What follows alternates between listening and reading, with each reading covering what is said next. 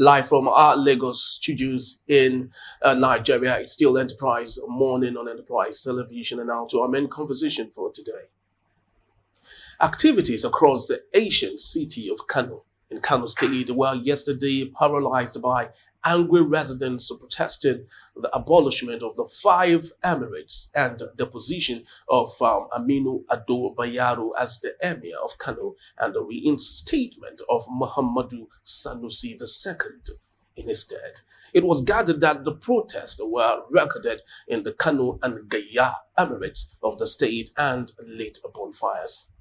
Leading the protest around Gidan Nasarawa in Kano, Aminu Umar said all they demanded was the immediate return of Aminu Ado Bayero to his seat. Very well. The protesters who observed a special prayer to seek divine intervention displayed placards with inscriptions such as Abba Kabir Yusuf, obey court order, court brought you, you must obey the court. Aminu is still our emir.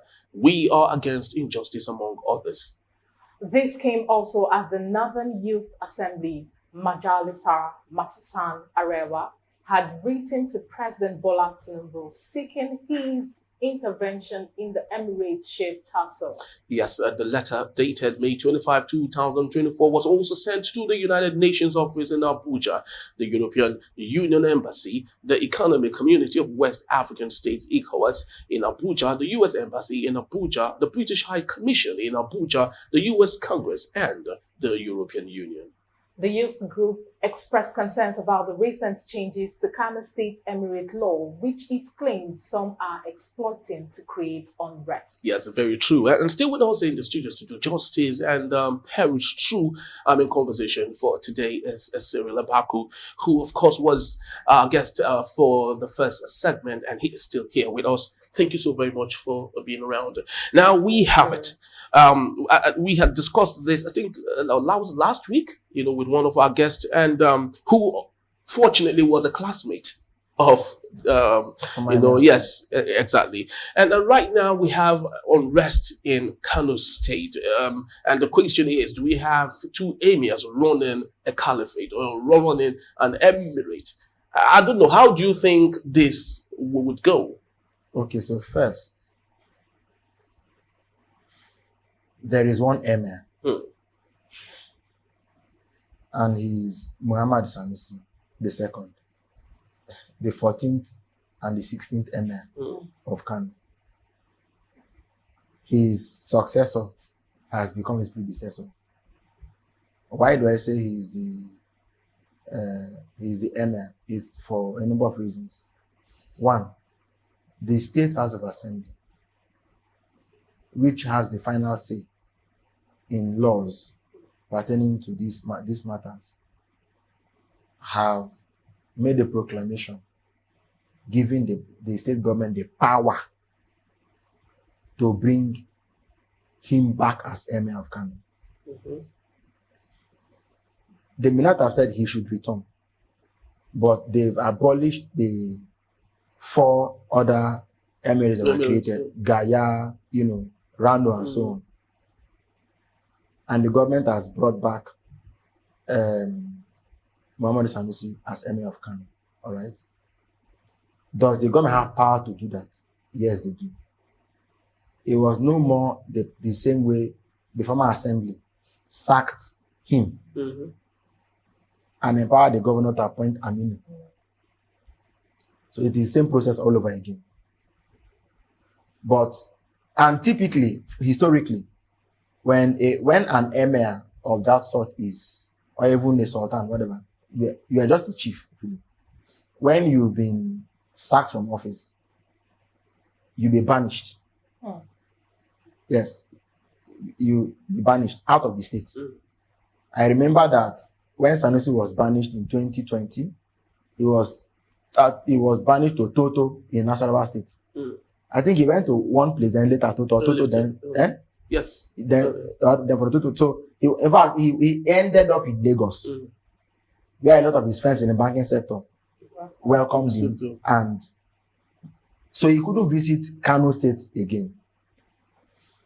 Now, in the case of Aminu Ado Bayero, he was in Ogun State visiting the Wujale.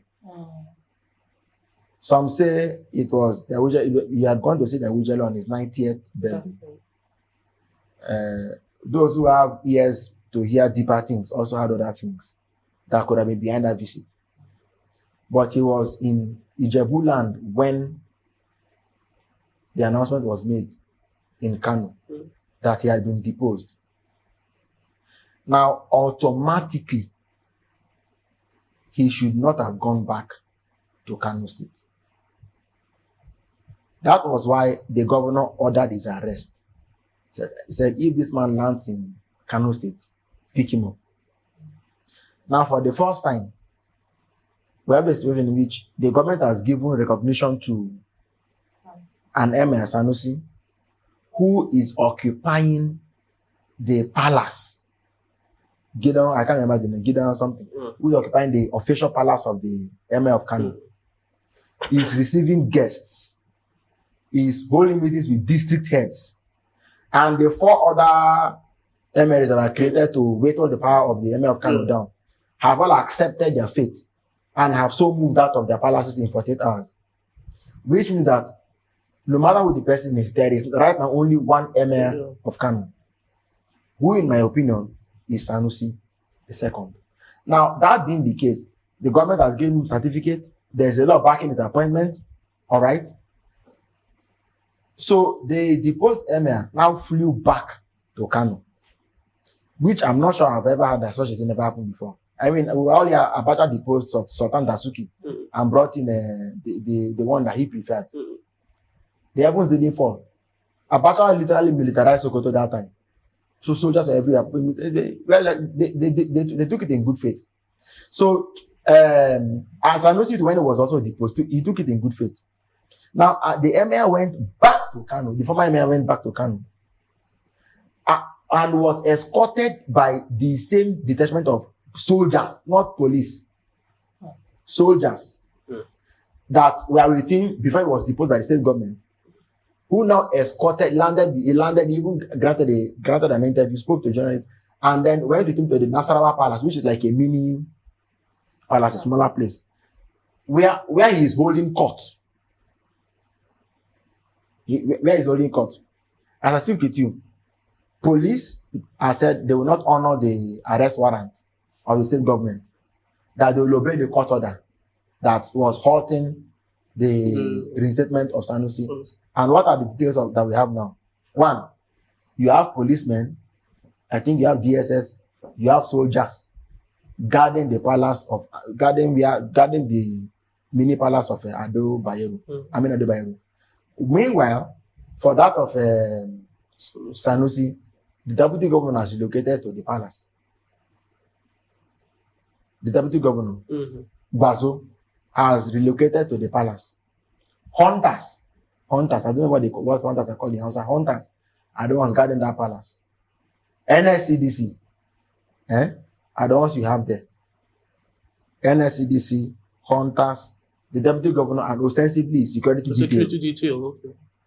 Are the ones who are mostly guarding the palace of the. Now, I don't want to come from a political point of view. Who are the people standing by? Who are they supporting? Because again, this sort of local issues, I usually just like River State, Wike versus Sobara. The truth is the truth anyway. But I always just feel like, let me just not have a dog in the fight and let me just stand clear. But they are still clear basically. But clearly, this is a fight between Abuja and Kano. I tell you what, the police does not answer to the governor of Kano State. They answer to Abuja. Soldiers don't answer to the governor of Kano State. They answer to Abuja. The DSS does not answer to the governor. They answer to Abuja. Initially, when Sanusi came into Kano, he was welcomed, of course, but there wasn't that much. Life was normal. Everything was going normally, as far as I know. People just went about their activities. Then all of a sudden, maybe some factors, including the return of the deposed emir.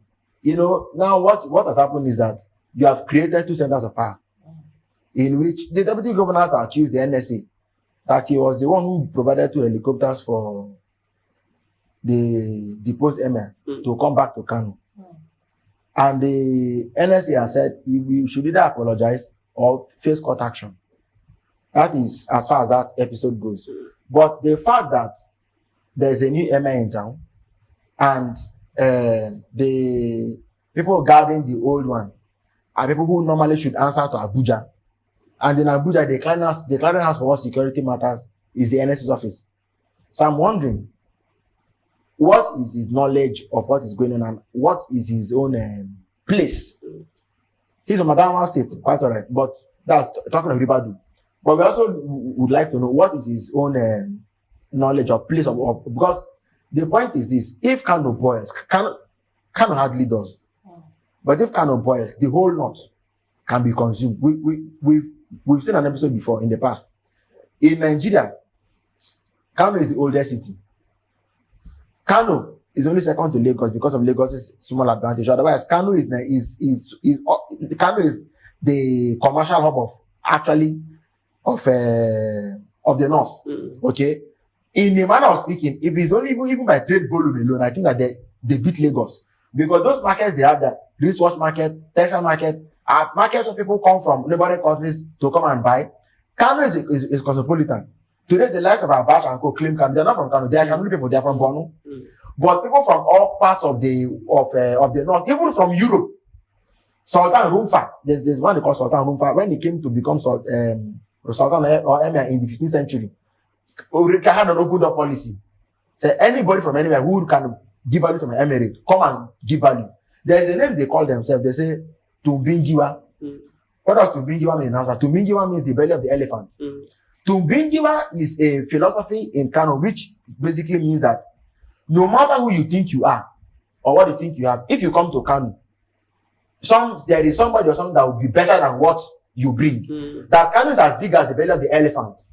Now, this sort of people with an illustrious history, there's a lot about Kano that Nigeria does not even know and has not yet tapped in.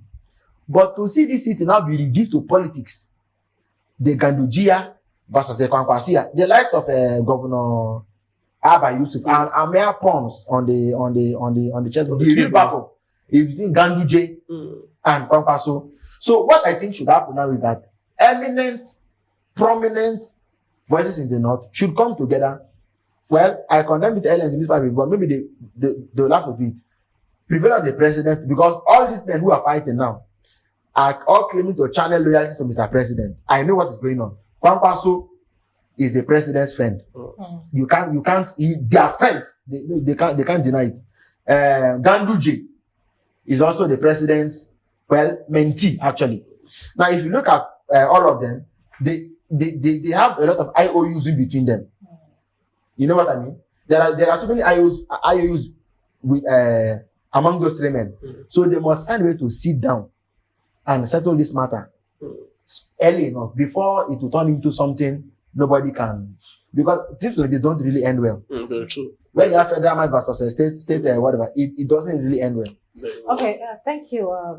Thank you so much. Now, shortly before we call it a wrap, when Mohammed Sanusi was asked to leave, he left without thinking twice. Yes, he did. Now, what do you think? Because there's a saying that there's someone that's actually beating a drum for the person who is actually dancing. Dancing, yes. Definitely, there's someone that is beating a drum for Aminu Ado Bayero at this moment. And who do you think it is? Because looking at this scenario you gave now about Kwankwaso, Ganduje and co, and this whole problem started when Ganduje said Sanusi was rude to him previously and he had to now set up the 3 emirs. Now, who do you think is actually beating the drum? And why do you think they are beating this drum?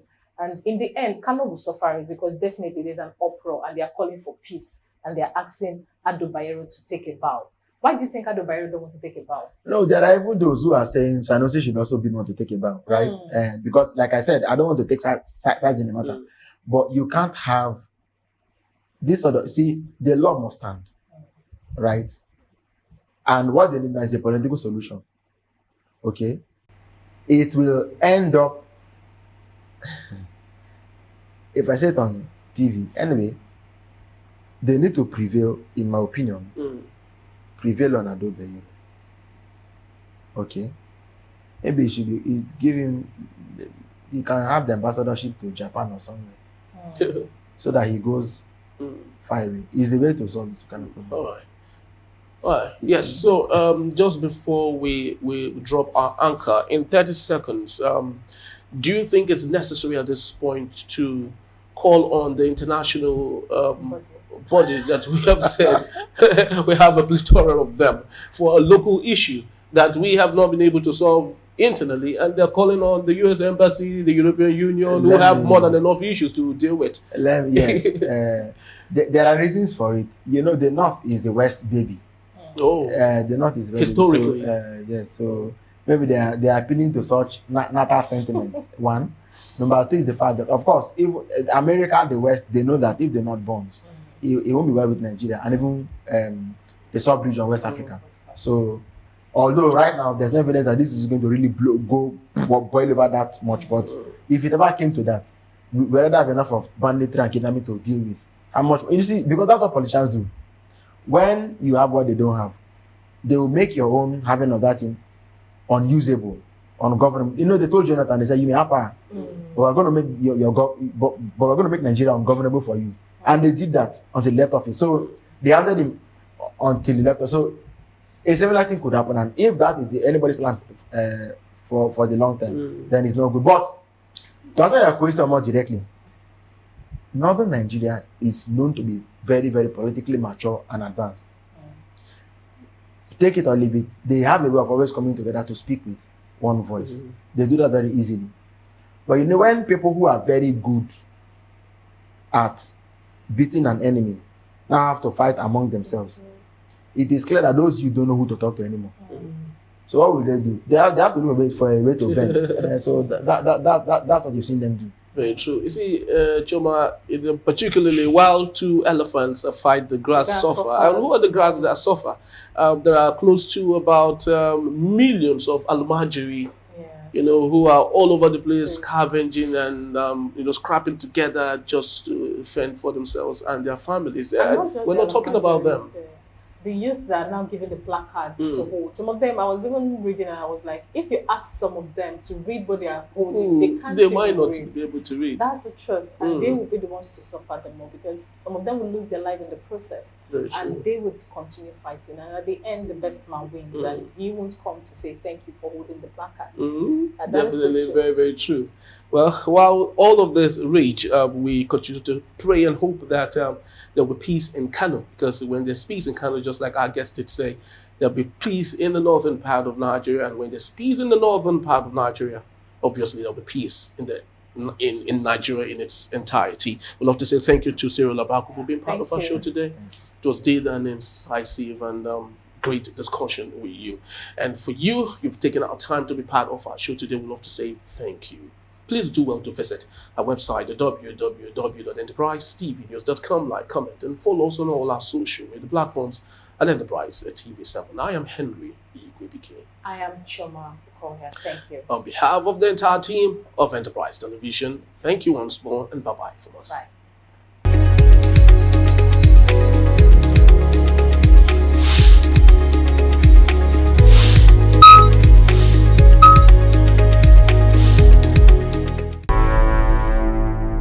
Enterprise TV, a tradition of truth.